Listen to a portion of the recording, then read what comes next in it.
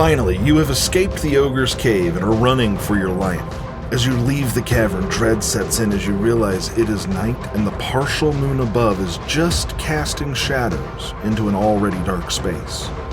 Without hesitation, you dash into the dark forest, charging through the underbrush, your only hope being that you escape the ogre that can't be far behind you. Okay, can you see where you are going? What if you have Darkvision?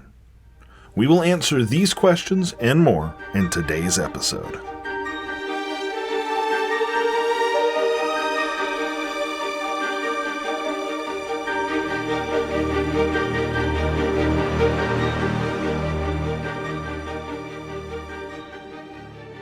Hello Dungeoneers, and welcome to another reading from the Tome of Dungeoneering. Now, I've got a question for you. Have you ever DM'd for a player or been a player that had Darkvision? The answer to this question is almost certainly yes, because Darkvision is one of the most common traits in the game. So if you have ever wondered, how do I challenge a party with Darkvision with darkness?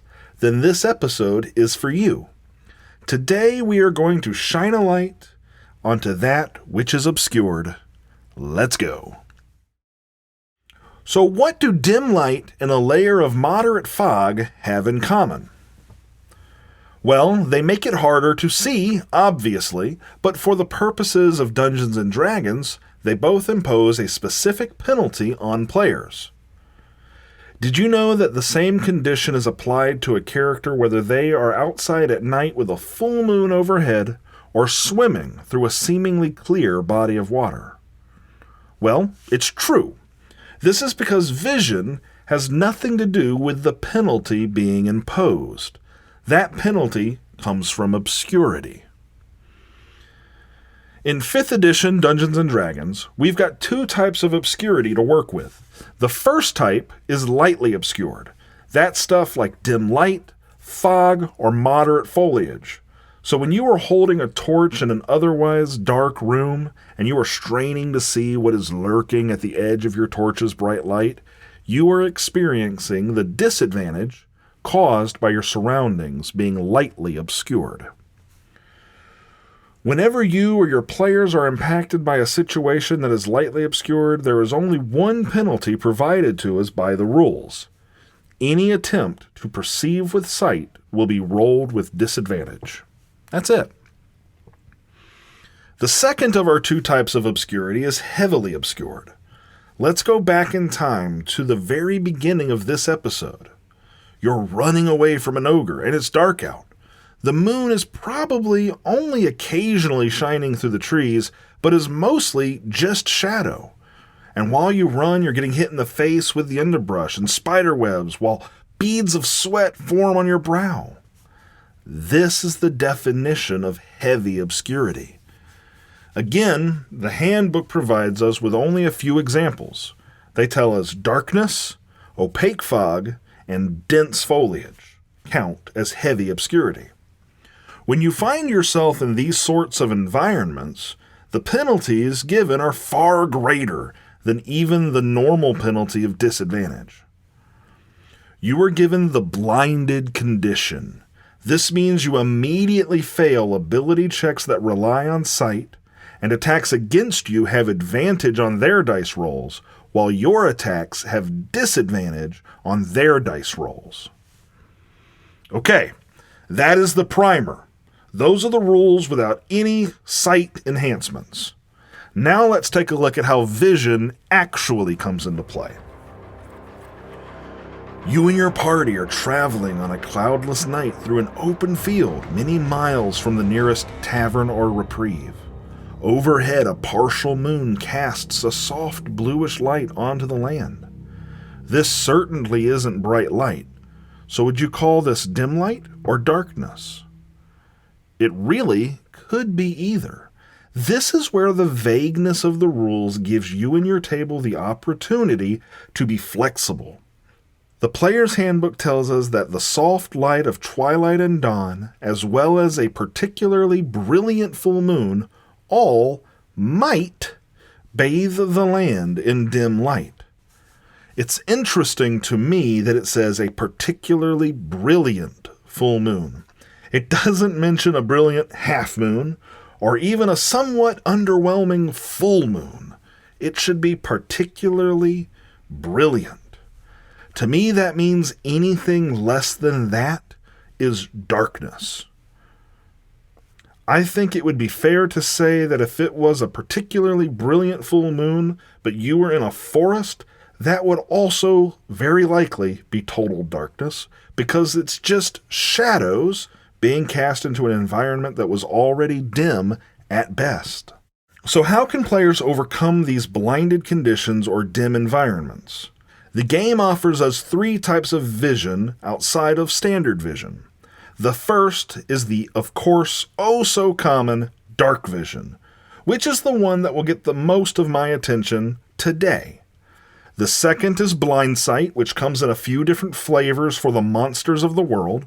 And lastly, True Sight, which is so powerful that you can see through the very fabric of the material plane. As a drow raised in the city of Menzoberranzan, deep in the Underdark, your eyes quickly became accustomed to seeing with little to no light, and thus gained the Darkvision trait. Well, what is that? Darkvision does 2 simple things up to a range of 60 feet. The first is seeing in dim light as if it were bright. So where you would normally struggle to see beyond the edge of your torch's light, you would actually see that as if it were just as bright as the rest of the torchlight. The second is that when in non-magical total darkness, you can see up to 60 feet as if it were dim, and anything you see would be a shade of gray. Far too often, I have seen players take that to mean that they do not need a torch or that they are invincible in the darkness. That just isn't the case. Admittedly, you aren't blind when you have dark vision, so that is a plus. But you will still need to make sight-based perception checks at disadvantage when you are in that total darkness. That means that when you are traversing a cave with no light and a roper is lying in wait up ahead and you fail that perception roll, it will look like any other gray detail that this cavern possesses. So what other ways can you mess with your player's vision? As we mentioned earlier, anytime you can lightly or heavily obscure something, you are going to be putting your players at greater risk. Let's explore this. The magic sword Demon's Bane rests at the bottom of a lake. After years of research, you are sure you are at the right spot now. You just need to find it beneath the silt. The water looks clear and the sun is shining brightly over your head. You jump in, and as you open your eyes, you realize the water wasn't nearly as clean as you had thought. I would call this lightly obscured. What about seeking shelter during a rainstorm? Think about the last time you were stuck outside in a heavy downpour. Yeah, you were probably fine, but seeing around you probably wasn't the easiest. Where I'm from, every spring we hide from pine pollen. It isn't a small amount of pollen. It gets everywhere and it gets into your eyes. It's scratchy like sand because the pollen granules are so large. What if your party is traveling through a thick pine forest in the spring? Would you have considered assaulting the senses with allergies? I would call those things, at the very least, lightly obscuring. You and your allies stand atop the mountain, haggard, tired, bordering on exhausted, and that's when you hear it. A loud roar bellows as a dragon descends to your location in a steep dive. As it nears the ground, it opens its wings and gives a mighty flap to slow its descent.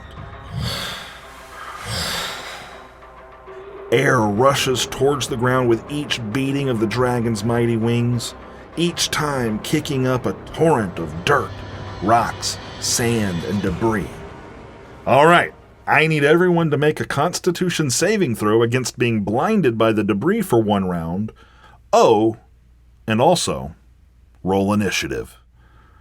Now, unless you are playing The Rise of Tiamat, you probably won't fight a dragon every day. So what else can you do to cast heavy obscurity onto even your players with Darkvision? Severe weather, or whiteout after a blizzard. Whiteout is a fun one. For all intents and purposes, the party can see fine. But everything, and I mean everything, is blanketed in pure white snow, and the snow is still falling, and the sun is reflecting off of it. Whiteout is not fun. You can't see anything. Lastly, I'll leave you with mud. Give your small humanoids mud and mud traps. There's nothing worse than dealing with kobolds with pack tactics while you have mud smeared in your face. Good luck. Thank you all for joining us as we shined this light into the darkness, and hopefully helped give you a better understanding of how you might use obscurity to better hinder your players in the future. As always, we want to take a moment at the end of our episode to express our deepest gratitude to all of our viewers, fans, and other supporters. Your contributions, whether they are from sharing our show with all of your friends or supporting us on Patreon, means the world to us. Your continued support will enable us to keep doing something we are extremely passionate about. If you know someone that you think might enjoy our show, please consider sharing us with them. And if you want to support us directly, please consider subscribing to our Patreon. You can find more information at patreon.com/Into the Dungeon and more of our content at inthedungeon.com. Thanks, and we will see you on the next page.